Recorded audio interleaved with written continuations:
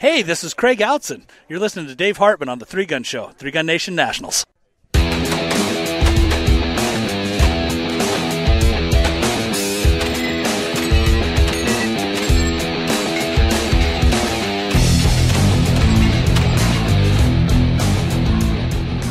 Welcome to Three Gun Show, episode 37. I am your host, Dave Hartman, and this week I have an amazing interview that was recorded live mid-match at the United States Shooting Academy with the founders of Three Gun Nation, President and Vice President Pete Brown and Chad Adams. Before we get into the interview, I want to thank you for downloading and listening to the show. The Three Gun Show is a weekly podcast dedicated to the fastest growing shooting sport. Each week I bring you an episode featuring an awesome three-gun athlete, a manufacturer of multi-gun specific products, or in this case, the guys that run Three Gun Nation series and the television show. In this episode, we get into the idea for Three Gun Nation, where it came from, how it started, how it was grown, the Three Gun Nation Nationals, which is the culmination of the regional series, the Pro Series shoot-off, and the Shooting Expo that was running all at the same time. And once we cover all that, you will understand why you absolutely need to make this event next year. Plus, we also discuss the future of Three Gun Nation, both as a match and in broadcasting. As always, links to everything we discuss can be found in the show notes. So head on over to threegunshow.com/episode 37 when you get a minute. And now, please join me in welcoming to the show, Pete Brown and Chad Adams. All right, I'm here at the 2015 Three Gun Nation Nationals and the 2015 Three Gun Nation Pro Championship and Shooting Expo, and I have here with me Chad Adams of Three Gun Nation. Chad, welcome to the show. Dave, thanks for having me, man. That's great, and we also managed to wrangle Pete Brown at the same time here. Pete, welcome to the show. Dave, it's a pleasure. Thank you so much for having us. Well, this is awesome, guys. I'm really excited to sit down and chat with you here, and I saw you guys run around like all weekend, so you're probably happy to sit down as well. Yeah, this is actually, we feel like we're cheating a little bit sitting here doing this interview because we should be out there pounding stakes in the ground or something. Right? Yeah, I saw the staff giving you evil eyes when they were walking through here. The crew's still out there going hard at it as we're approaching darkness here on the range, day one. But they've been out here all week working their butt off. A lot of great people that we couldn't do this event without. So absolutely. Yeah, and this is quite the event too. It's nothing like I've ever been to as far as any matches go, and I was actually kind of blown away by the facility here, USSA in Tulsa, and this seems like the absolute perfect place for this match too, because you have so many bays to choose from with all the things that you have going on. Absolutely. USSA has been the home of our Pro Series for 2 years now, and the hosts. The range owners, Karen and David Ray, they've been great. They've been great to work with. Very great relationship with them, and they treat us like family out here. And we love this facility. It's just so perfect for what we're trying to do, especially this weekend. It's got the space, it's got the parking, it's got the range bays, it's got even some long range around the back bays. It's really got everything. And Tulsa also, we joke we spend more time in Tulsa than we do at our own homes because we do everything out here. But this is also ideal for us because it's centrally located in the United States, so our competitors can come from different directions and kind of converge on the same spot in the middle. And it's also 10 minutes from the airport and food and everything else. So it's an ideal location. It really is. Yeah, it really seems like it. When you talk about the central location of the thing, I've talked to a lot of people that are, that had a 10-hour drive. I had a 10-hour drive, and a guy from Texas had a 10-hour drive. And so it seems like the central located thing is really good. And then, like you said, the airport's right there. So yeah, the airport's 10 minutes. My flight's 2 hours from South Carolina. Guys come from California. It's 2 hours. You come from the north or wherever, it's usually 2-3 hours, so. This is great. It's like the FedEx hub of three gun. It is the FedEx hub of three gun, absolutely. The bays themselves kind of do something too. They're really unlike anywhere you'll see out there in the shooting community. Grass field. I mean, it's like playing football. You get on these playing surfaces. It's like playing other sports you played growing up. They're manicured very nicely. They're very wide bays. And they're all about the same depth, and it allows us to put this brand, this style of match that we we feel like we've perfected to a large degree these very fast, highly technical bay style stages. You don't really see these anywhere else. They're extremely challenging, and the way these bays set up here, they allow us to really maximize the way Charles and Rob can put stages on the ground.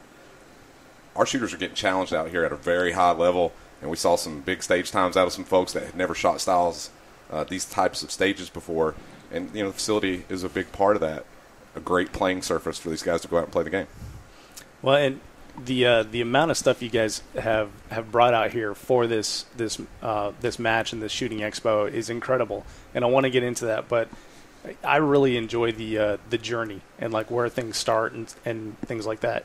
And I've heard briefly before that you guys were working in production and you shot video at a 3-gun match and you thought, wow, this is this is really cool. We could definitely do this. But I don't know where it went from there, and I want to ask you guys about that. Like, a cocktail napkin. A cocktail napkin. A cocktail Do you still napkin, have the Dave. cocktail napkin? You know what? I need to frame it. Maybe a few adult beverages involved. Yeah, there were adult beverages involved, but yeah, absolutely. It's a fun story to tell for sure.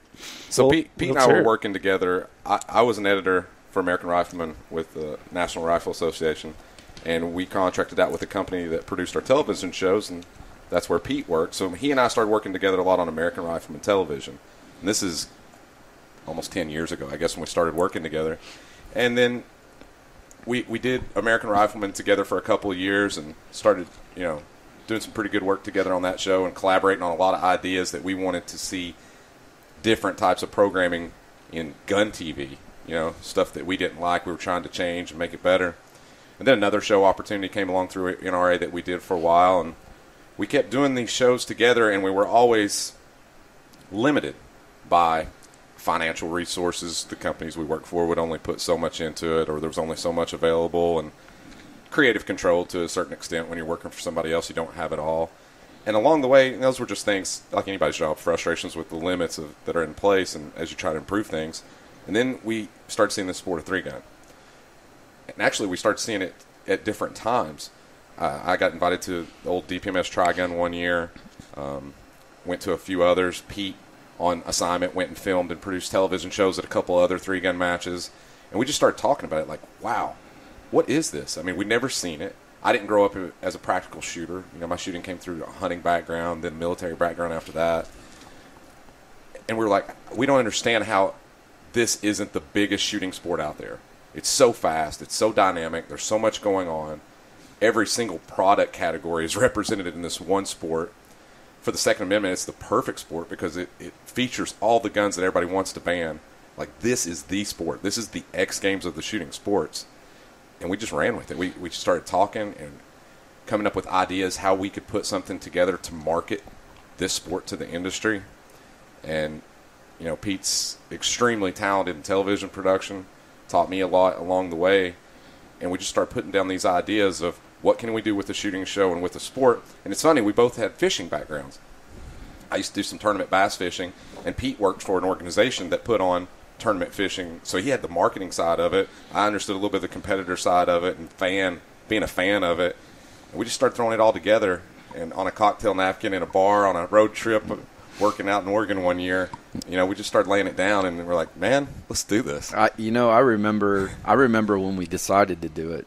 It was we were driving from Bend, Oregon, to go see Loophole.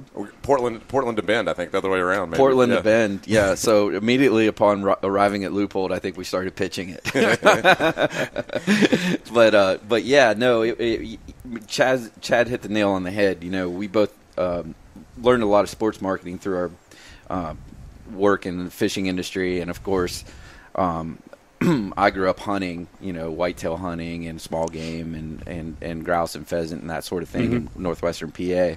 And that was a passion of mine as a kid growing up. But when I got away from it and started working in the real world, I kind of got away from the hunting and shooting industry. But when I started with Chad, we started going to every single gun manufacturer. I think we've seen every CNC machine that's ever been made produced a firearm part in the continental United States, working on those other shows. But yeah, it was very much, and we saw 3-gun, and I mean, Chad said it. It was kind of like, it was astounding to me that 3-gun wasn't really it was very much a thing. It's been around for a long, long time. I mean, it's way before we came along. I mean, there's Soldier of Fortune, and all the way through, and the big matches and everything that's been going on for years. But as far as a competitive entity, I guess you'd say, or it wasn't even mainstream within its own industry. Yeah, right. That was the shock to us. It's one thing for it not to be mainstream in the world, contemporary public eye, but it wasn't mainstream in our own industry, and we're like, that's insane, because this is by far the most dynamic, the coolest sport out there. It kind of felt to me when we started that the sport was in large part kind of ignored by the gun industry. It was kind of like just this little side thing, and that just didn't compute. I was like, there's no way that this is just not the biggest thing in the gun industry. I couldn't. And certainly there were companies there. I mean, there were a few. Yeah. But it was that they stood out so much. When we first got into it, DPMS and JP and a few others, they were so visible. And now when you look out here and you see these sponsor logos on all these jerseys of our competitors, and you're not talking about guys that are winning. Of course they have the logos and the sponsorship. We're talking about top to bottom, folks that their name gets called way down on the prize table are wearing sponsored logos now from companies I didn't even know existed. I've been covering this industry for more than 10 years, and I've always felt like I had a great, strong hold on who does what and what all these companies are and where they come from. I see logos all the time I've never even seen. Oh, yeah. It's amazing. The sponsorship in this sport has exploded since we started putting it on the air. Well, there's probably 8 different people that told me the exact same story today of, I was shooting local matches, and I talked to this local company that builds AR-15s, and they wanted to build a 3-gun rifle. And so they wanted my input on it. And I heard that from, like I said, multiple different people, Sure. and they were all different companies. It wasn't like it was the exact same companies. So, yeah, when you talk about like the breadth of people that are out there, it's definitely a real thing now. But to take it back just a second, like a cocktail napkin and a cool idea doesn't get you a slot on Sportsman's Channel. So, well, so basically, to go back to the beginning, we would not let a day go by if we didn't call FNH and send them an email or a phone call like on a daily basis, 5 days a week for 12 months. Like for a full year, we just hammered on their front door. This is like the Shawshank Redemption model. I got to back it up a second. When we decided to jump, right, because we both had jobs, and we said, we're doing this, let's go. We leveraged every single marketing contact we had, there's no doubt, and reached out to people we'd never talked to before. And did that for enough time and going hard, because we knew we had to get a certain amount to be able to do it to launch, right? And Pete made the connection with FN. He got to know Ken Fowl, who you can't thank enough. He was so instrumental in that first year. And we really landed about 4 companies is all, right? We did it on a shoestring budget first FN, year. Loophole, Brownells. Yeah. Federal. Right? And Federal Premium, yeah. Those were our 4 big sponsors. They were our 4 big sponsors. And, what's funny in the gun industry, too, or probably in every industry, there's, sometimes you just have to hold on tight and just see where the chips fall. And I think we finally got the green light at SHOT Show in 2009, maybe. Yeah. And by March, we were up and running. So we literally had 2.5 months. Wow. Before we knew we were going to actually start. We had 2.5 months to get ready. And so when this started, this was like your you're just filming, right? The series. Yeah, we had the regional series and the pro series and yeah. all the local clubs. That didn't exist. No. So it just started as a television show. Right. When we first started, it was me. It was me on a camera and Chad with a microphone, and we ran around all the country trying to make a 3-gun TV show. Nice. And that was year one. And our first match was Superstition Mountain. Yeah. And I'll never forget holding our first shoot off at Superstition Mountain when we had that $5,000 paycheck, that first paycheck. I remember there was 200 shooters after getting done shooting for 2-3 days straight, and we were getting ready to put on our first show, and it was like Chad was like, "All right, who's ready for a shoot off?" And it was like cricket. A what now? Cricket. Yeah, they didn't know what to make of us. Yeah. But it was. But we laugh about it now. But that's kind of. That kind of evolved. We did the shoot-offs, embedded in matches for the first year or two, and then, and from there we just, we saw a real need to take that next step forward and try to organize it for the masses, and I think that's really kind of the genesis of where we're at now. Sure, we looked at everybody's match. We saw all the different types of presentations. We studied the game pretty hard, and we brought in people that knew more about it than us, Rob Romero and Charles Soule and Tennille, that had put on matches and designed stages and built rule sets and whatnot. And we made the decision again to do something different. And instead of just being a TV show that'll go around and cover all these different isolated individual views of what a 3-gun competition should be, we decided, and we got a lot of feedback from others that supported it, that the sport needed a sanctioning body. It needed a fair, clear, consistent rule set.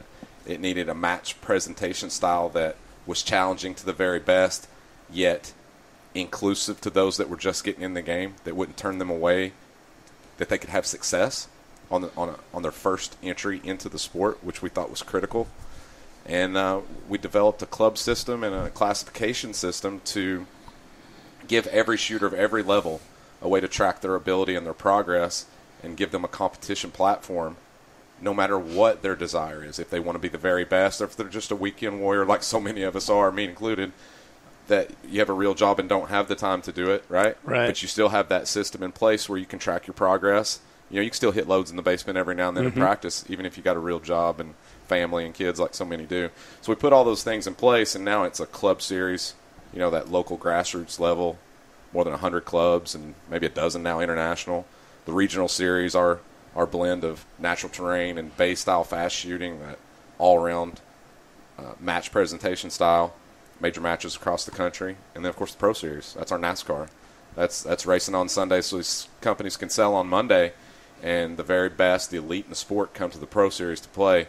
And you look at matches all around the country, you'll get a few of them here, a few of them there, but we get almost all of them. The very best in this game want to play on the level that we put these Pro Series matches on, because the competition is elite, the paydays are there, and that television show does so much for helping them get sponsors and get themselves out there and build their brand as a shooter. Sure. And, there's no other sport like this where you can sit there and watch the people on Sportsman Channel or ESPN, if it were a different sport, and then go shoot with them the next weekend. It's pretty incredible that you get that real world feel to it. Absolutely. I mean, how many times can you go golfing and be paired up with Tiger Woods? You can sign up for a 3-gun match and squad with Jerry Micklick. Yeah, absolutely. So I mean, that's very real in this sport. You see these guys on TV and in the magazine and online and stuff, and then you sign up for a match and boom, you're shooting with them all day, and that's awesome. So how long did it take before from the cocktail napkin of, like, say, the regional series to actually putting on that first regional match? Well, the regional series, we actually had a pen and paper from that point. We graduated. Yeah, we graduated to a pen and paper. But well, Club Series came first. Yeah. Okay. Yeah. So Club Series came first. That was the next thing. Right. We saw that the sport of 3-gun needed a feeder system. We didn't see a lot of, and it won with the consistent rule set, the things we thought it needed, right? The sanctioning body. We saw a need for that. I mean, look, it's been around for a long time in the pistol sports, USPSA and IDPA. they have done a lot to promote practical shooting because they're organized. People know what to expect when they come to a match. And whether they agree or disagree with the way rules are implemented and the way scoring's done, they at least know what to expect, and it's fair, right? And they're written down. 3-Gun didn't have that, and no other organization really pushed 3-Gun. So there was an opening, and we decided to step in and fill that void. That's what the Club Series did.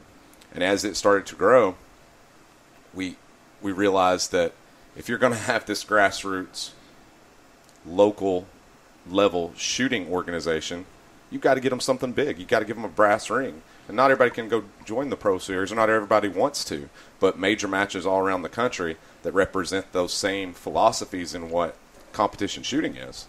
So now you develop the regional series. And that one went pretty quick. I mean, when we decided to do that, we already had Charles and Rob and Tennille, who are great assets. Well, and I mean, the regional series is, we're so proud of it. I mean, we really are. I mean, Charles Soule has just absolutely knocked it out of the park.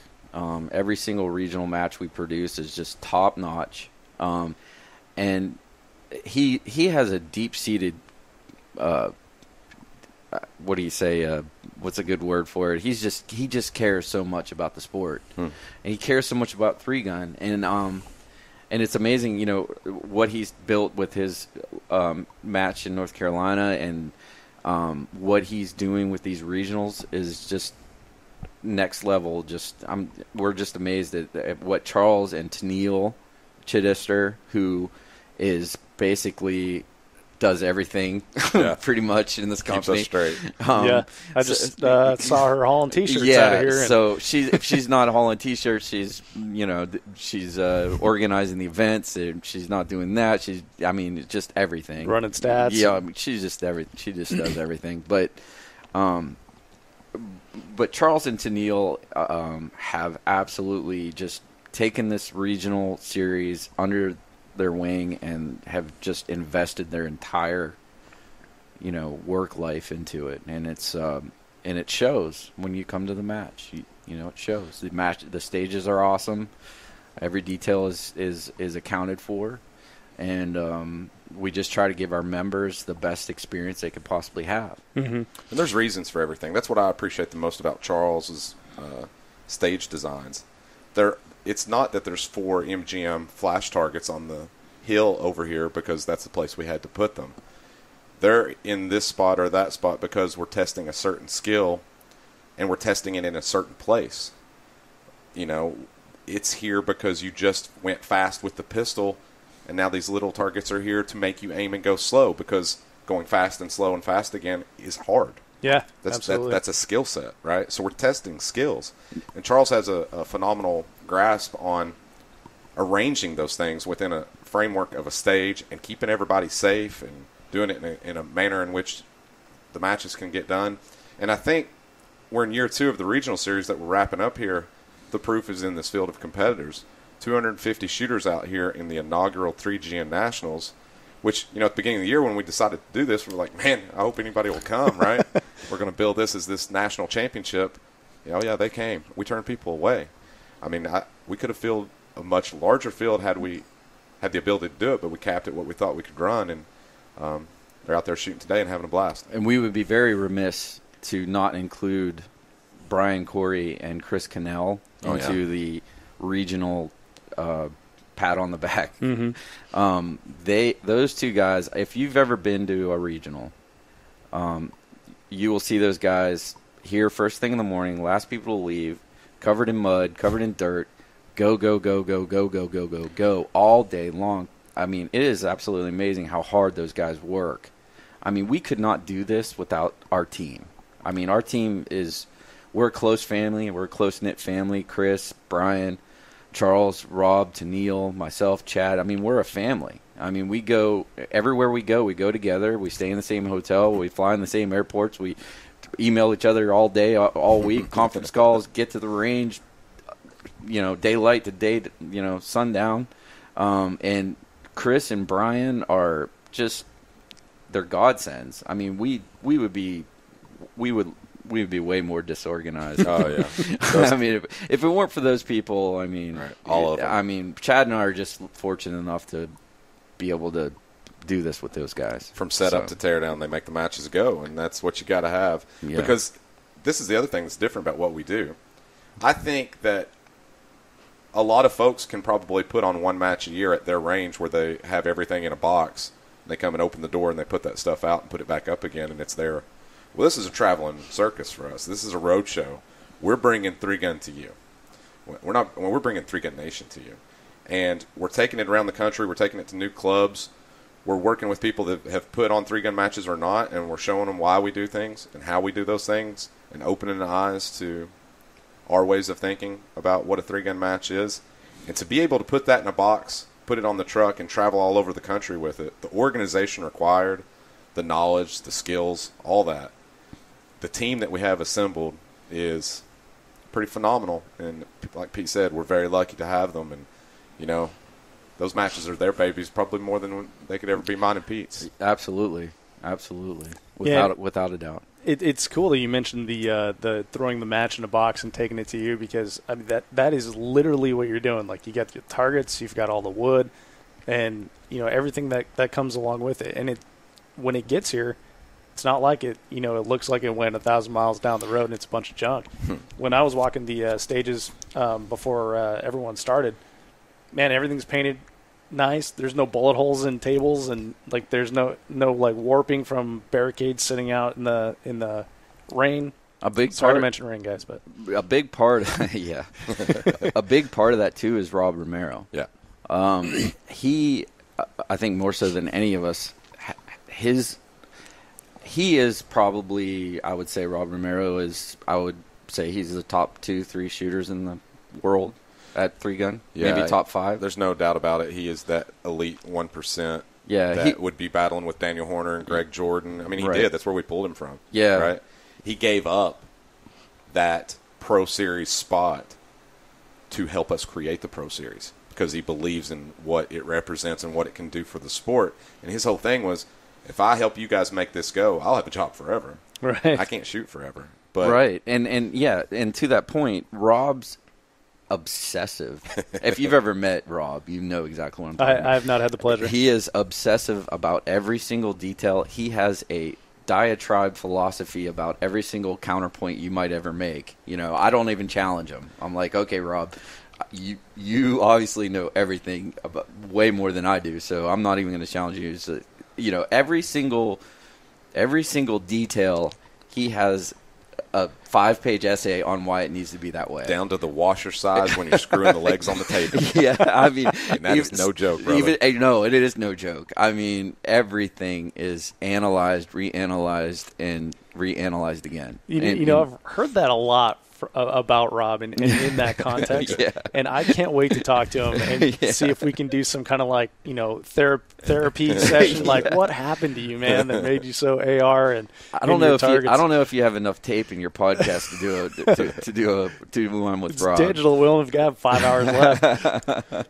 But no, Rob is very, very, very detail oriented, and he cares deeply about the product that we put out there, from the Pro Series to the Regional Series. He helps with that, and the sanitary, cleanliness, the kind of the, trying to make everything look really nice and neat and clean, beyond just the competition stuff. I mean, that's very much him as well. And what we got in Rob was a very unique perspective, in that here is an elite competitor who shot every match in the country, every type of match, from fast to technical to long range, everything in between.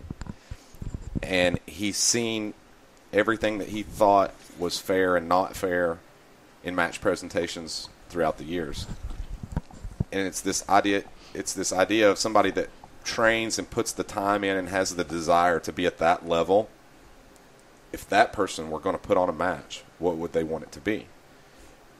And there's the fairness and the match presentation and the repetitiveness and the competitive equity that he's looking to provide for our members comes from years of thinking he had gotten burned at matches. I mean, look, shooting sports are great, right? And some people put on great matches, some people put on, and some of that's subjective. But Rob's focus is laser sharp on very particular things, in that I've put the time in, I have the skills level, I have all this money invested.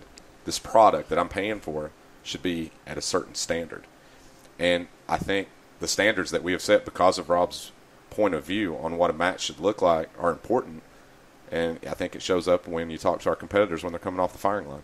And speaking to that, I mean, I think that also there are a lot of matches that are outstanding. Sure. That don't have anything to do with us. No, sure. Absolutely. And that they're the reason we're here. Yeah. I mean, they're the inspiration behind Three Gun Nation. I mean, we didn't start this.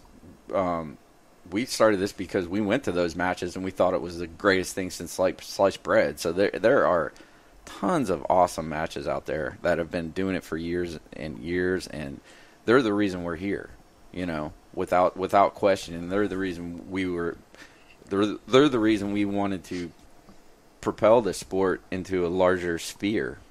Sure. And, to use your golf example from earlier, there's probably like really good public ranges that, are a bargain.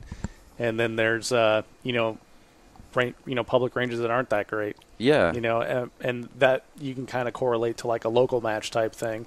And then when you get to like the level where you're paying like a few $100s, then that's when you expect like a good, return on your investment. And, like you guys were discussing, like a cleanly environment. And yeah. And I mean, and also budget is so critical to everything, whether it's our match or somebody else's match. If you have X amount, you can do X with that X amount, and sometimes, sometimes there's matches that are meant to be small and that's the way they are, and that's the way they should be, because that's what they're working with, and that's the time they have, that's the resources they have, and they put on a match, and good on them, because, I mean, more three-gun is better, Yeah. So, I mean, point. There is no bad match, I mean, any match is a good match. Any match that accepts people to come and shoot and have a good time and enjoy themselves, there is no bad three-gun match. They're all great. It's we feel like it's our duty to take it and try to, if we're going to be in the national sphere of the sport, and try to propel it into the spotlight, throughout the industry and beyond that, then we kind of have a responsibility to do the most we possibly can. Right. And so, to build on what you were saying there, as far as like the national spotlight, the television show definitely has brought like a national spotlight to Three Gun. You hear guys talking about it that had never heard of it before, and they heard about it from the television show. Right. So the format has changed a little bit this year. It's very fast, and it's also something that people that don't shoot three gun can actually follow and enjoy.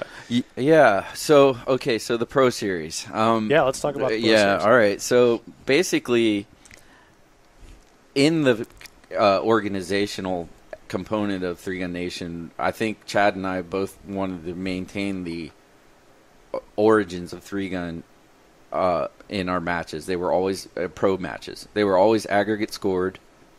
They were always multiple stages on an aggregate time system. Mm-hmm.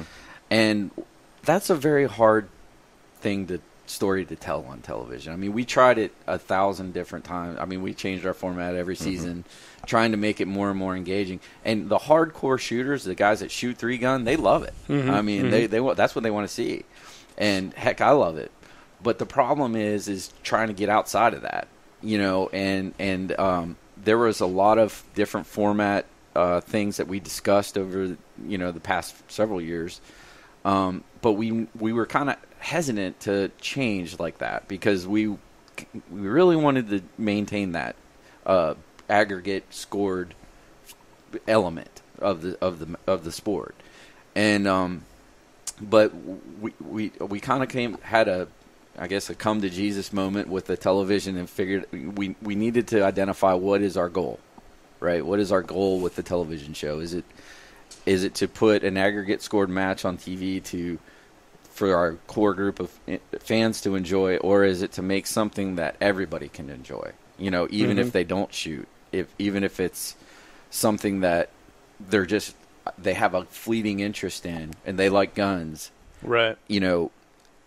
We need to put a product out there that is going to engage today's viewer, because today's viewer is, if you're not entertaining them in a microsecond, they're gone. Yeah. And so we had to we tinkered with a bunch of different ideas, but I think the baseline of it was there's a lot of popular television programs out there. We reference American Ninja Warrior all the time, and it's not so much about the climbing the obstacles that we thought was great about that format. What we thought was great about it, what made it so entertaining, was the way they produced it. Every time somebody stepped up to the line on that show, somebody either moved on or went home. I mean, today, in today's society, you got to have blood and guts on screen all the time. Sure. So we thought, well, we can do that with 3-gun. We can do that with 3-gun, and we can have it be an iteration of the core what 3-gun is. Maybe not what you see in an aggregate scored match, but we can darn sure make sure they shoot 3 guns. We can make a stage presentation that represents 3-gun. Maybe it's scaled down, maybe it's super fast, but that's what works on TV. And so that's what we went with. And the eliminator format with the bottom guys going into the eliminator, the sudden death, second chance thing. I mean, that's just a really awesome thing, not only to watch on TV, but it's also cool to see it live. Yeah. You got to watch it. I got to watch it last night for the first time. That was actually a lot of fun. It was, yeah. It was the biggest crowd we've ever had, because usually we're not doing it in conjunction with another big match, but usually it's just a production, but last night was proof in the pudding that it could be a live studio audience every time. Yeah, absolutely. And it was actually interesting, even though not the whole thing wasn't mic'd up. You couldn't hear other than when people were shouting, and when Chad, everyone can hear Chad from all over the range. But it was still compelling to be able to watch it. Yeah, sure. We had no idea we were going to get a crowd like that. We didn't advertise it as come on out and see it. I mean, this was just a close production TV match to advance these, our top 8 into the championship. There's nearly 100 people out there last night at its height, which that was phenomenal, and they were actively involved, and they were engaged, and they were clapping and cheering and taking video and posting it on social media, and it was pretty cool. And that's good for what's coming up this weekend. But the other thing about that change that we made another clear decision about on the Pro Series this year for television was the stage presentation itself. And I will defend the stages from the 2014 Pro Series for as long as I'm in this sport. What Rob and those guys, and I didn't do it. I'm not tooting my horn. Rob Romero and Larry Turner designs a lot of stages for us. After 2 years of doing the Pro Series, some of those stages they did, the majority of those stages they did last year, I think they were the most well-designed, technically fast, challenging bay stages that I've ever seen, and my hats go off to them. And the competitors really loved them, and the competition was phenomenal. Horner and Jordan, they'd shoot across 5 stages, and they'd be a tenth of a second apart sometimes, and Taryn and whoever. But the problem with them was when we would capture them on television, and we did everything. We used drones and jibs and steady cams, everything we could come up with to capture those moments. It just did not translate. Every run looked just like the other. Yeah. So we thought to ourselves, I mean, the competition was phenomenal. The match itself was great. It was doing exactly what it was designed to do. It brought out shooting. It brought out the best shooting I've ever seen out of Daniel Horner, and that's a statement, that I've seen from him, because he got pushed. They were all funneled into this one channel, and the margins for error were so small, the competitive ceiling just went through the roof, right? But it didn't translate on television. The average viewer couldn't look at that and discern what was different and made the one great run better than the other run that was a couple seconds slower. So we dialed it way back, and we said, the thing we didn't want to do a couple of years ago, we were wrong. It's what we need to do. We need to put it right in your face.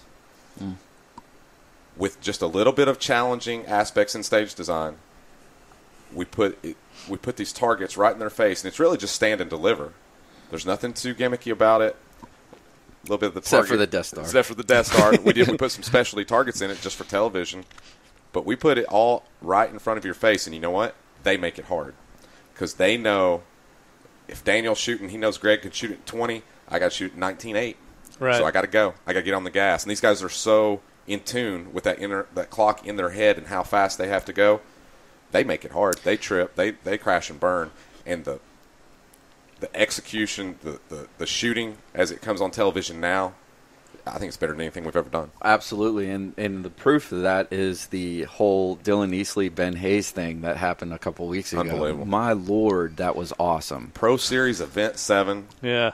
Stage 1, the Death Star in the Eliminator. We've gone through 6 matches previously. James Darcer, somebody just posted a pretty good time. Dylan Easley steps up there, lays down the fastest Eliminator run of the season in the Death Star. 3.89 on the Death Star. Yeah. 10 seconds later, Ben Hayes goes out there and lays down the fastest time again. It was like a 3.28. Oh, my God. Yeah, it was ridiculous. It was Phenomenal. ridiculous. So I was even teasing Dylan when that was going on. I was like, Dylan, you got this, man. Yeah, right. I was like, and then Ben stepped up there, and he knew that if he didn't absolutely crush it, he was going home. And he had nothing to lose. He had nothing to lose. He knew it. It was just basically, I've got to just pull the trigger as fast as I can. And he nailed it. It was amazing. So the format, the match presentation style, the elimination factor at hand, it all conspired, and it delivered a moment of shooting at the absolute top end. And if that wasn't good enough, the very next night, Pro Series Event 8, we had it happen again. Jason Tilke laid down a phenomenal sub-4 run on the Death Star, only to have Aaron Reed come out and put a faster sub-4 second. So in the last 2 matches of the year, we had the 4 fastest times on the Death Star of the season. It just brings out the best in these shooters when you put their season on the line every time they step into the box. For sure. Amazing. Yeah, the other cool thing about it is that non-shooters can understand it, because generally when it's not like an eliminator and there's only one array, they have to start from the right, move to the left, start from the left, move to the right. There's a start and a finish, whereas we as humans understand that, and especially as sports watchers, where there's an end zone, there's a finish line, that sort of thing, and it does. When all the plates are down and they're over on the left side, they're done, and then we look at their time and see where they ended up. Yeah, it works out pretty well that way. Right, and I mean the shoot-off gives that, but we don't want to do the shoot-off too much in TV, because it kind of gets repetitive in itself. But even though it is high drama, you can't do all shoot-off all the time. So the blend of the shoot-off, having the shoot-off at the very end of the season, is kind of what we really enjoy.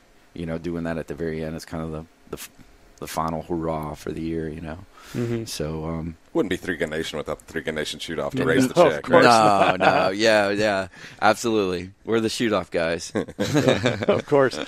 So the Pro Series, are we going to see the same format in 2016, or can we say yet? If there's one change to the Pro Series next year, I hope on the television side of things it will be that we go from 30 minutes to an hour. Yes. Because I'd love that. The volume of shooting that gets cut, that's mere logistics. And that's the hardest pill to swallow about this season. Oh, my goodness. We cut it back to a half an hour, because we had to for the network. But we came out with this amazing format, and we had all this drama that we never had before, and we're having to chop it all out because we're trying to make time to get to the end so we can show who wins, So it's really disappointing, actually, this year. I wish we were an hour still. Yeah, and that was the thing I thought in the very first show. I mean, you come back from like a commercial, and it's like, and Andy Peterson laid down a smoke and run and shows him just like stepping into a box and taking a couple shots, and then it cuts to someone else. Right. It's like, well, I know he didn't do that during the commercial. This is tape, so show me, damn it. I know. Brian Hathaway, our producer, he not a day goes by without him making me aware of that fact. So, it's disappointing to see all those great moments get cut out and all the great shooting get cut out.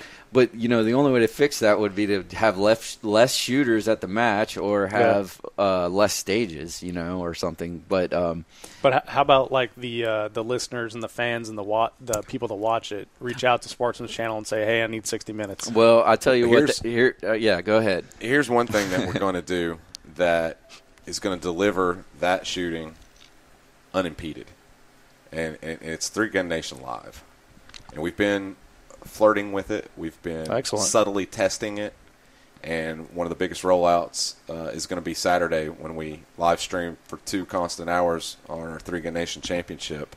And we had one broadcast up and got 40,000 views or something like that with my iPhone, with his iPhone, and no promotion. No kidding. Right? Wow. Yeah, Now we're no going- promotion. I bought the subscription to live stream for our company like at 4 in the afternoon, and like by 7:30 I was live streaming, and we've accumulated like 40,000 views of just people come, and it's stored on there, so you don't. Sure. It's not all at the one time; they're not concurrent. But it you get so many people to watch it live, but then a lot of people come back and watch it later, and they see everything, all the good, the bad, the ugly, the in between. Yeah, you can see the guys horsing around with each other and stuff like that. Yeah, absolutely. And you know what? I think it's changing the way. I think live streaming, while it's still very much in its infancy, I think as far as in the grand scheme of things, I think that what you can expect from Three Gun Nation moving forward is a monumental move into that direction. Absolutely. And that's really cool, because we were talking about how the Pro Series kind of may have alienated some of the more dyed-in-the-wool shooters, because they didn't get to see that whole stage breakdown and the drama and stuff in between.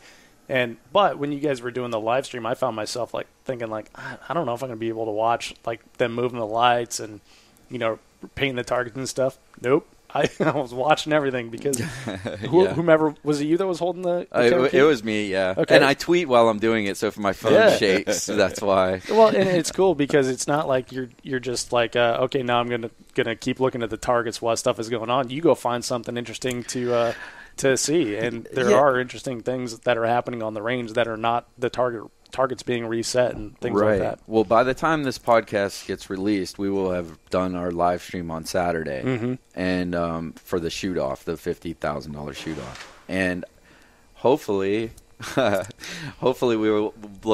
will be looking back on that right now and saying that was success. It was a resounding success, and it was awesome. But it is actually what I referenced before, the shift in the new direction of delivery for our television is with live streaming. You can do as simple as an iPhone, with a Meerkat app or something. Yeah, Periscope. Or you can go full blown the 87th Grammy Awards show live stream, with 500 cameras switching all on a switchboard. Yeah. Well, or Monday Night Football or something. Right. So what we're going to do is Monday Night Football, but on like 3G and budget. Yeah. Well, with like maybe like 0.000000001% of that budget. So, but no, what's gonna be cool is on the shoot off is we're gonna have both of our steady cams will be streaming live. No kidding. And our GoPro on the ground that are looking at targets will be streaming live, and also 2 additional cameras will be streaming live. And we're bringing in our guy Ben from Las Vegas, who works on us on a lot of production stuff. He brings in this big switchboard TriCaster thing. I think it also sends a space shuttle to the moon when it's not doing that. And he takes all the feeds and will cut them, a live to, cut to camera 1, cut to camera 3, cut to camera 4, as the action's going on. And so we're going to do that Saturday. That's awesome. And so I didn't have to come to Tulsa to see this? No, you didn't. Man. You totally could have stayed at home. My God. We'll tell you now. Yeah, we'll tell you now guys. that you're here. But that's where we want to see it go, because our content is the shooting sports, what we do out there in an episodic format. Maybe it might not translate in some certain ways, but when you're seeing it live and when you're seeing all the in between, kind of the fly on the wall thing, people love it. And we even have a breakdown of what we're going to do every minute of the whole 2.5 hour stream. So we'll see if we can execute it flawlessly. I doubt we fantastic. will, but well, it'll be if you're fun. Out there at home and you're listening and you're wondering if these guys came through or not. Right. Check out the live stream, and it's like livestream.com, right? It is. Now, is there a Three Gun Nation sort of hot link to it? Or? There is. I mean, if you follow us on our Facebook, on our website. Yeah, we're pretty active on Facebook and in our website. Actually, if you go to threegunnation.com, it should be in the main rotations of our homepage where you can find the link. And I'll definitely put a link in the show notes at threegunshow.com. Awesome. So right. We'll get you right to it. And here's that the cool stuff thing. lives forever. It does. And here's the cool thing, I think. Another cool aspect of that is that we're going to have pre-produced segments ready to go that can be switched with the TriCaster, and we're going to have this scripted out because inevitably anyone that's ever seen a shooting match knows that there's down periods. Right. And while we are going to live in the moment a lot and let our cameras follow guys as they go load mags or faces in the crowd, and I'll be on the mic and I'll probably just talk to some people here and there too, but we are going to roll some pre-produced things. Shooter profiles that we did for the TV show on these shooters that are in the competition, product segments with some of our great vendors that are out here at this event, showing you some of the latest and greatest equipment that's being used out here in these matches. So a lot of extras are going into this that can be switched into the live broadcast if we do it correctly. If it works. Right, if it works. And that's the plan. Think positive, it'll work. Yeah, right. And that's what we're really trending toward, is this blend of live stream plus produced segments to give this overall broadcast product that I think is going to be very unique within our industry. We're looking at X Games and Iron Man and some of the things that those types of sports have delivered, online. And I mean, this is the medium of where communication's going, and we want to be on the front end of it. Sure, because nowadays, you can watch. You have a Roku or you have a Chromecast or Apple TV and all those different things. Live stream, you can actually create a channel on a Roku for your live stream, and half the time I'm watching a Roku TV at home. Except when I'm home with the wife and the kids and they want to watch the shows, I'm getting my content from my mobile device, from my iPad, from my smart TV. A smart TV, you can get the live stream right there on your your Samsung smart TV or whatever, and that's where it's going, and I think that's where upper tier outdoor television is kind of failing our industry, is that I can't tell you how many times I've heard somebody come up to me, I don't get the Sportsman channel. If I had a dime for every time somebody told me that, I could retire. Yeah, no kidding. We could let you do Three Gun Nation, but no. So we're going to make it happen. We're bringing it to you. Sweet, I love it. So I'm ready. We're ready. We're going to start our own television network. Yeah. So this is cool. So I've mentioned many times that I've been watching the series and everything, but I have to go to a friend's house because I don't have Sportsman channel either. Sure. But luckily I've got a buddy that can't live without cable, and he's got a ton of it. So, and the cool thing is, he's that friend that I have that's a golfer and doesn't shoot, so I get to hear his feedback on the thing too. Yeah. So what you guys are doing, this is absolutely it's way more than I thought the live stream would be. I thought it was going to be just like the unannounced one you guys did a couple weeks ago. This is exciting, and like you said, Pete, this is where content is going, direct to consumer type stuff. What we're doing right now, it's a direct to consumer type thing. People seek out this podcast because they're interested in Three Gun, and then they listen because they like Three Gun. Absolutely. Who doesn't fast forward through the commercials on their DVR? We've got to do a better job. We've got to find a better answer to not only get our content out there, but also our sponsors' content. Mm-hmm. And we feel like this is definitely the way to go, because the live stream, you can chat like a Facebook post under the video. Yeah. We on our iPhone video, we had hundreds and hundreds of comments of people watching it real time.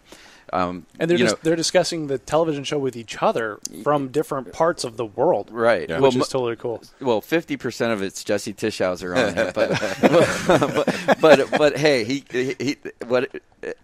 numbers are numbers, right? That's right. No, but that's really cool because people can ask questions. They can talk to one another. They're like, "Why did he do that?" A newbie can get on there and say, "What's going on? Why did he just dump his gun into a trash can. Yeah, exactly. So I mean, there's it's a great educational tool as well. So. Yeah, well, and it's the going down to the local bar and watching Monday Night Football type of thing, and then you're talking with people that you normally wouldn't interact with in your living room. Well, they're talking with people they normally wouldn't interact with, from their living room. Well, and none of this would be possible if we didn't have Chad doing what he does so well on the mic. We would not be doing this. I mean, point blank, because he has an innate ability to get out there and talk to the people, and just the words flow out, and he knows. Ask me to do, no chance, no chance at all. So we're very lucky to have Chad out there doing what he does. He has an awesome talent.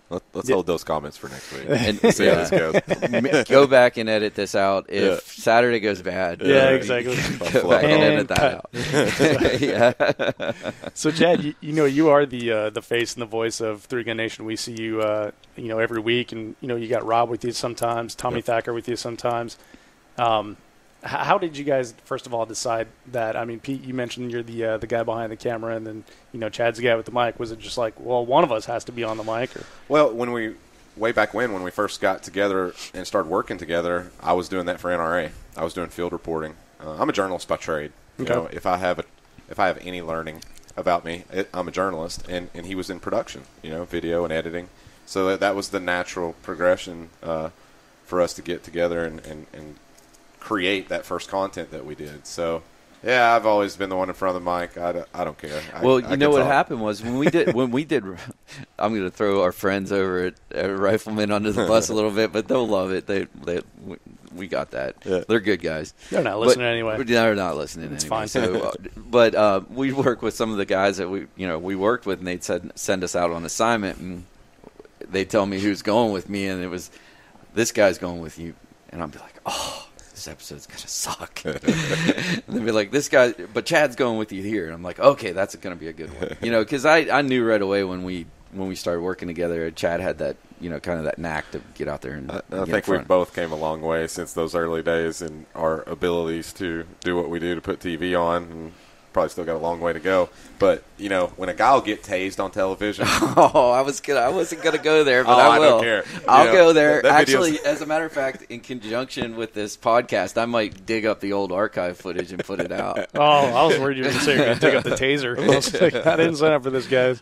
It took me 4 hours to talk Chad into it, but we got him lit up real good. No kidding. Oh, yeah. Okay. 5-second ride. I need this link, and we'll put this link in the show notes too. They shot me in the back like cowards with a taser. Couldn't even phase you. Huh? Nah, they couldn't phase me. Well, so you've got the kind of co-host to bounce stuff off of this year, and it's alternated between Tommy and Rob. Tommy's got the Armalite thing going. He's Sure. real busy with that, and you guys have clearly been working Rob at the bone. So it's time for some new people here. Yeah. What do you think? Like Dave Hartman, Chad Adams. That could work, 2016. Man. You got the gift of gab just like I do. I'll give you top billing even. I appreciate that. Here's been the one thing. You're already like a Cam Edwards, right? There you go. So Cam hey, and company. You might be the Cam Edwards. Yeah, I'm glad we're talking about media because Pete and I are both huge sports fans. He loves football. I love everything. I'm football and basketball the way I grew up, but. The one thing that when we started doing this, and it kind of took me a little while, and I'm not there yet, and as a company I don't think we're there yet, but one thing I really wanted to do and still want to do is give Three Gun the type of coverage that major sports get. Mm-hmm. Mm-hmm. And through the television show and the website and the magazine, we're starting to touch upon that. And I'm talking about, because I am a sports nut and because I am a journalist, I know what sports coverage looks like, and it's analytical and it's statistical, and it can be feature, just news reporting, but all those types of stories about the sport for those people that play the sport. I mean, people that watch football want to know if a weak side offensive tackle can't block the defensive end, right? Right. They understand pressure, and they understand their quarterback getting hit. There's the lingo. They understand if the dribble drive, if you can't stop it in basketball, because we've been educated all of our lives in this language and what that means when you're vested in that, watching that game. Right. That wasn't out there. It didn't exist, right?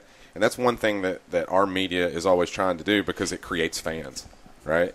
And that's why we put so much into the television and the live stream, trying to do it the right way instead of just going out there and doing it in a whole, in a way that looks, in a way that's not professional. So we try to put everything we can into it. And, we got a long way to go, right? Always what you say. But it deserves the coverage because these athletes, and that's what they are at the top end, they're on par with the top end athletes in any sport, right? It takes 10,000 repetitions to be able to present a pistol out of the holster and put it on target in the time it takes to win. That's a skill. That's a skill that you have to be driven, motivated, and dedicated to build. Absolutely. And that deserves the coverage. It's 10,000 free throws. Right, you hear that all the time. Absolutely.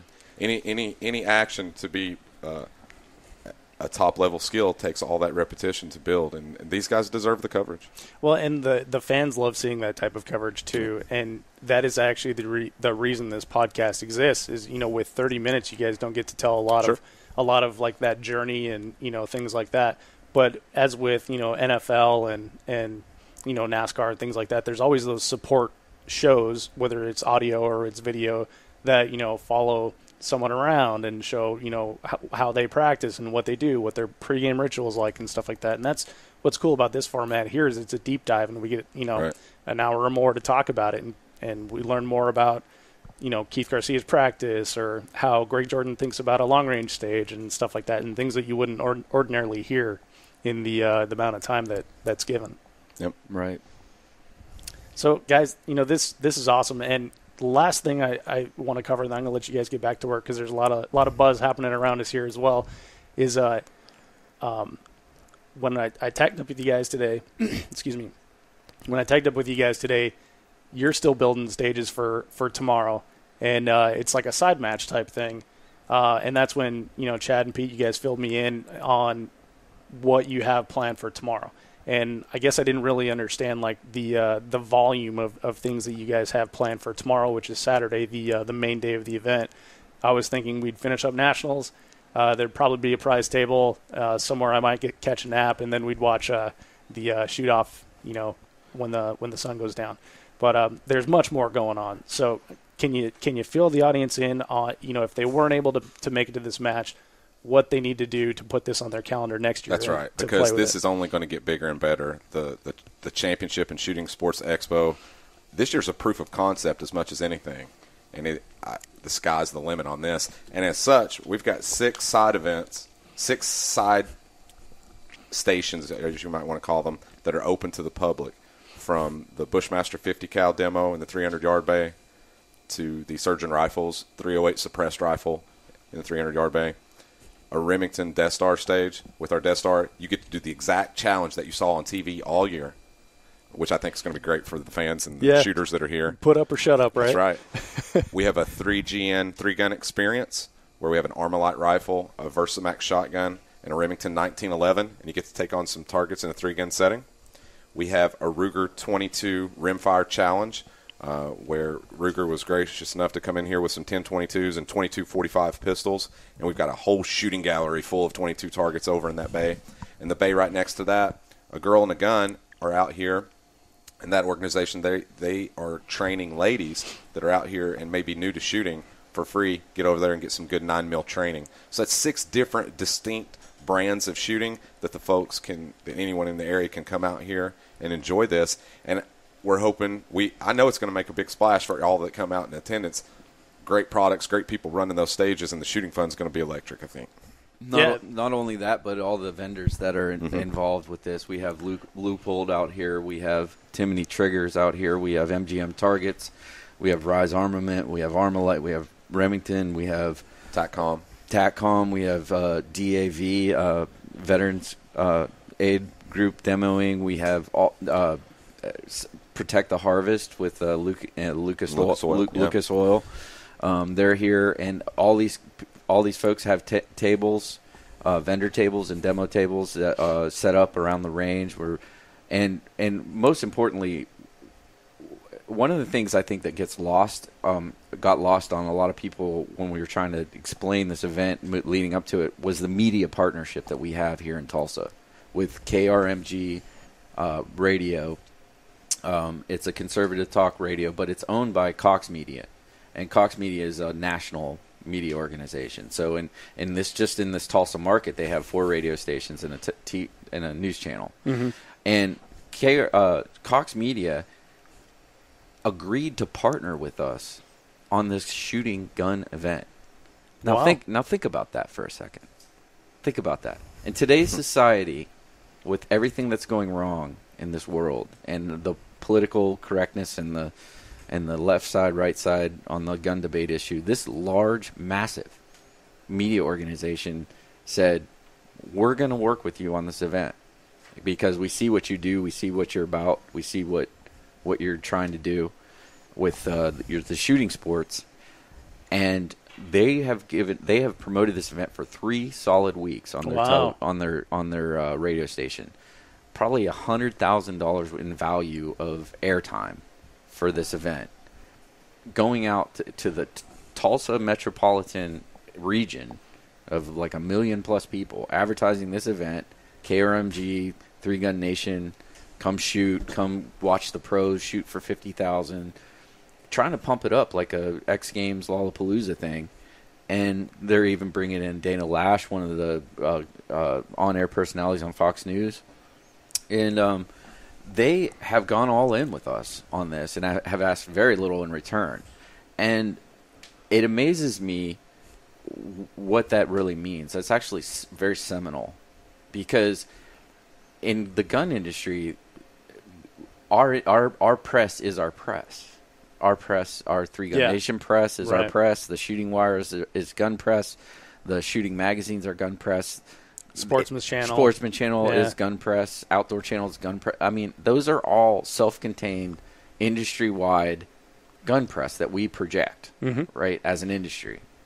This is a media organization that projects across the whole United States and is, albeit some of their net programming is conservative, they are a mainstream media organization, and they have partnered with us on this event.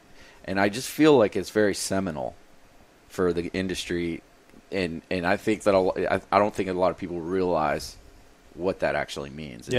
And so I'm very proud of this event. I'm very excited, and I'm really hoping tomorrow goes good and everybody has a good time. And I want to do it again next year and make it even better. Well, that's sweet. You know, I have felt silly coming down to this major match and not, pulling one trigger. So I'm excited for tomorrow. That You're going to do it tomorrow. To do 5 stages? They're probably not going to let me shoot a girl in a gun, right? You never know. I might ask. If you shave, maybe. I'll have to shave. You might get to pull about 12 triggers and all if I had it added up, right? Something like that. Oh, that's awesome. That's great. Well, guys, this has been fantastic. I appreciate you guys taking the time out for, this hour of your day. And I know how tight your hours are. You only have 23 left now, so. Well, I've been looking forward to doing this forever because I've listened to all your podcasts and it's fantastic. So dude, that's cool, man. We're huge fans, and we just really appreciate the opportunity. Keep doing what you do, man. Yeah. Well, thanks, guys. I appreciate you being on the Three Gun Show. Thank you. All right, thanks, Dave. I hope you enjoyed that interview with Pete and Chad of Three Gun Nation. These guys were awesome, so generous to take an hour out of their evening and talk with us on the Three Gun Show here. They have so many amazing things planned for the future, and it was really cool to get an insight into like how their operation works and what's going to be coming down the pipe for the future. I know these guys worked all weekend, and their entire staff did as well. And it really showed in the presentation on the range, which was super impressive for me, as I've never been to a Three Gun Nation match before. So, as I said earlier, links to everything we discussed can be found in the show notes, including a link to Three Gun Nation's live stream. So, definitely check that out. It's threegunshow.com/episode 37.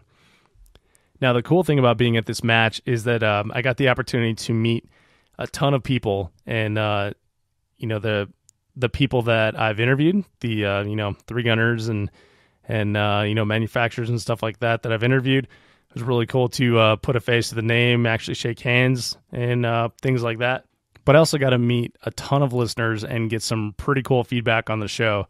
So I wanted to thank a few people here, and this list is not inclusive. So so if I if we chatted and I left your name off, don't take anything personal, but this is about the best I could do to remember. So, big thank you to the following: Tennille, Chad, Pete, Lance, Jacob, Nick, John, Keith, Corinne, Diana, Greta, Kelly, Jansen, Craig, Jay, Heather, Ashley, Mo, Arlie, Hunter, Brian, Rick, Kyle, Greg, Tommy, Nick, Nikki, Andy, Josh, Kalani, Jason, Rex, Ravin, Jesse, Tara, Rihanna, Aaron, Kristen, Mark, Buck, Charles, Ken, and a big thank you to my traveling buddy Terrence. If you like the show and you want to show your support, you can do so by using our affiliate link when you shop at Brownells. Just go to 3gunshow.com/Brownells and shop like normal. We earn a small commission on what you buy and no additional cost to you, and it helps cover the cost of the show. Thank you so much for downloading, listening, and subscribing to the show. I'll catch you in the next episode.